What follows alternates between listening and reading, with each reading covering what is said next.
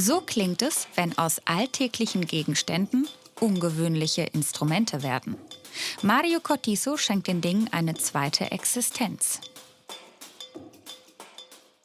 I've been a percussionist for my whole life.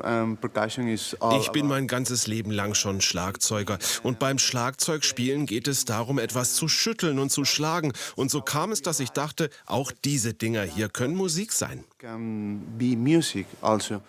Mario Cortizo benutzt die Gegenstände nicht, er spielt sie, wie ein Klavier. Und so wird aus Saftpresse, Kaffeemühle und Mixer eine Soundcollage.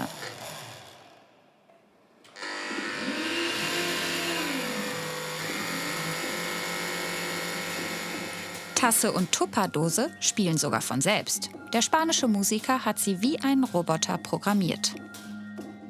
You never know if the sound is coming. Du weißt nie genau, wo der Sound herkommt. Aus der Saftpresse oder aus dem Lautsprecher. Wer kontrolliert wen? Ich die Maschine oder die Maschine mich? Das ist die Magie und die Illusion dieser Solo-Performance.